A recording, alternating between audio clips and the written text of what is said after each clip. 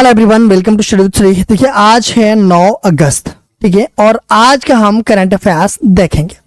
तो आज के करंट अफेयर्स काफ़ी इंपॉर्टेंट है और आप लोगों से एक रिक्वेस्ट है कि आप वीडियो को पूरा देखिए और अपने दोस्तों में अधिक से अधिक शेयर कीजिए। और जो लोग चैनल पे नए हैं वो चैनल को सब्सक्राइब कर बेल आइकन को प्रेस कर लीजिए। क्वेश्चन है कि बांग्लादेश के अंतरिम सरकार का प्रमुख किसे नियुक्त किया गया है?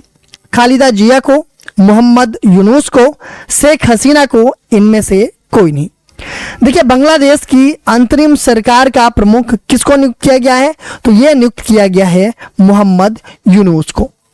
देखिए राष्ट्रपति के प्रेस सचिव ने देर रात एक बयान में कहा कि नोबेल पुरस्कार विजेता मोहम्मद यूनुस को बांग्लादेश की अंतरिम सरकार का प्रमुख नियुक्त किया गया है। बता दें कि प्रधानमंत्री शेख हसीना ने घातक विरोध प्रदर्शन के बाद इस्तीफा देकर के देश छोड़ दिया था। वही बांग्लादेश की पहली महिला प्रधानमंत्री खालिदा जिया को भी नजरबंदी से रिहा कर दिया गया है। हाल ही में खबरों में रही नंदनी सहकार योजना किसके द्वारा लॉन्च की गई है?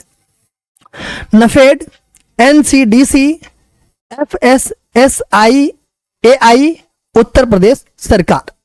पूछा जा रहा है कि हाल ही में खबरों में रहा नंदनी सहकार योजना, ये जो है कि किसके द्वारा लॉन्च किया गया है? तो किसके द्वारा लॉन्च किया गया है? तो ये जो है कि एनसीडीसी के द्वारा लॉन्च किया गया है। राष्ट्रीय सहकारी विकास निगम एनसीडीसी द्वारा लॉन्च की गई नंदनी सहकार योजना वित्तीय सहायता, परियोजना निर्माण, हैंड होल्डिंग और क्षमता विकास की एक महिला केंद्रित योजना है। इसका उद्देश्य एनसीडीसी के दायरे में महिला सहकारी समितियों को व्यवसाय मॉडल आधारित गतिविधियों को शुरू करने में सहायता करना है। बता दें कि महिला सहकारी समितियों द्वारा परियोजनाओं को वित्तीय सहायता की कोई न्यूनतम या अधिकतम सीमा नहीं है। केंद्र शासित प्रदेश जम्मू कश्मीर का पूर्णकालिक डीजीपी किसे नियुक्त किया गया है? आर स्वैन को, अभिनंदन सागर को, अश्वनी कुमार को, राजकुमार सिन्हा को। देखिए जो केंद्र शासित प्रदेश है जम्मू कश्मीर, इसका पूर्णकालिक डीजीपी किसे नियुक्त किया गया है? तो किसको नियुक्त किया गया है डीजीपी? तो ये जो है कि आर स्वैन को नियुक्त किया गया है। गृह मंत्रालय ने हाल ही में आर स्वैन को जम्मू कश्मीर का पूर्णकालिक डीजीपी नियुक्त किया है। अभी तक वह डीजीपी जम्मू कश्मीर का अतिरिक्त प्रभार संभाल रहे थे। भारत सरकार के अवर सचिव गृह मंत्रालय द्वारा जारी आदेश के अनुसार स्वैन को कार्यभार संभालने की तारीख 30/9/2024 तक या अगले आदेश तक डीजीपी के पद पर नियुक्त किए रहेंगे। राष्ट्रीय हथकरघा दिवस प्रतिवर्ष कब मनाया जाता है? 5 अगस्त, 6 अगस्त, 7 अगस्त, 8 अगस्त। राष्ट्रीय हथकरघा दिवस ये प्रतिवर्ष मनाया जाता है और ये कब मनाया जाता है? तो ये मनाया जाता है 7 अगस्त को। ये सी ऑप्शन आपका सही है। भारत में हर साल 7 अगस्त को राष्ट्रीय हथकरघा दिवस मनाया जाता है। यह दिन देश की अर्थव्यवस्था और संस्कृति में हथकरघा बुनकरों के योगदान को पहचानता है और उनका सम्मान करता है। बता दें कि भारत के हथकरघा क्षेत्र का सांस्कृतिक विकास का एक लंबा इतिहास रहा है। प्रधानमंत्री नरेंद्र मोदी ने इस दिन देशवासियों को शुभकामनाएं भी दी। पुदुचेरी के उपराज्यपाल के रूप में किसने शपथ ली है?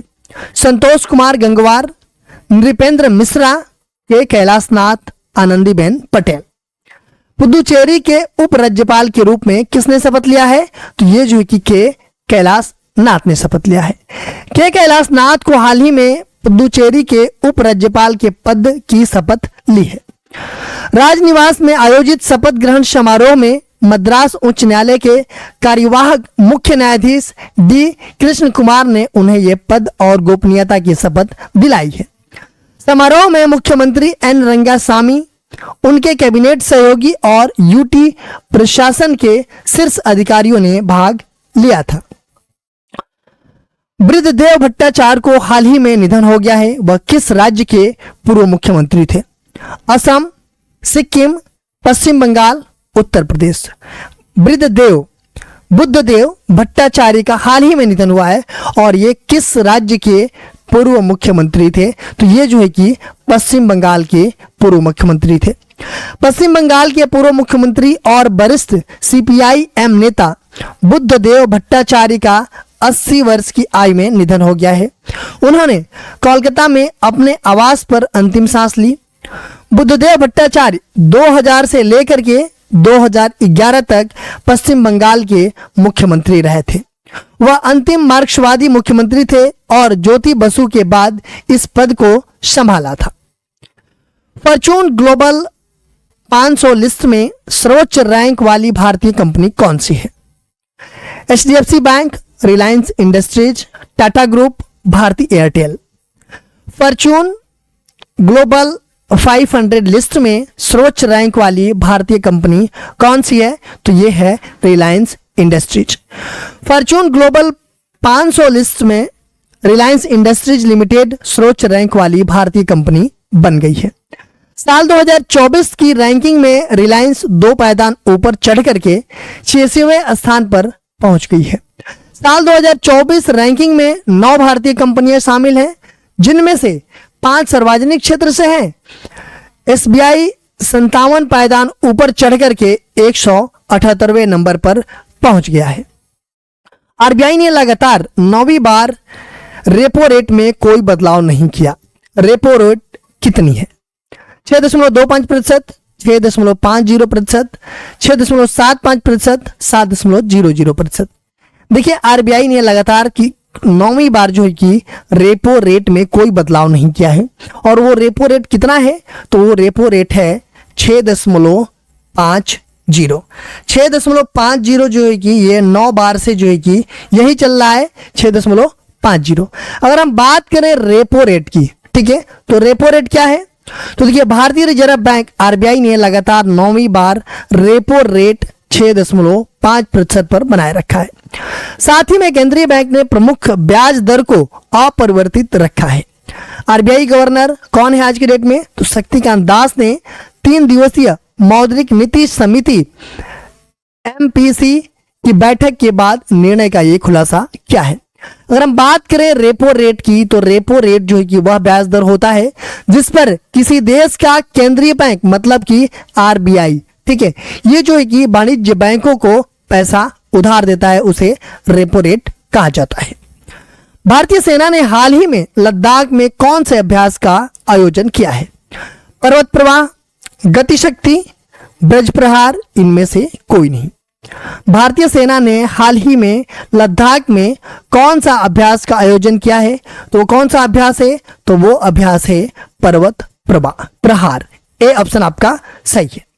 भारतीय सेना ने हाई एल्टीट्यूड वाले क्षेत्र में युद्ध और संचालन पर ध्यान केंद्रित करते हुए लद्दाख में एक रणनीतिक सैन्य अभ्यास पर्वत प्रहार आयोजित किया है। पर्वत प्रहार माउंटेन स्ट्राइक अभ्यास पहाड़ी और उबड़ खाबड़ इलाकों पर जोर देता है, जैसे कि पूर्वी लद्दाख जैसे क्षेत्रों में पाए जाते हैं।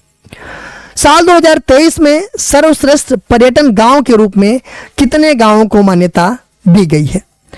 25, 35, 45, 55।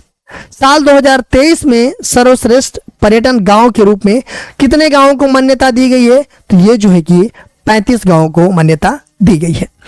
पर्यटन मंत्रालय ने सर्वश्रेष्ठ पर्यटन गांव प्रतियोगिता शुरू की है।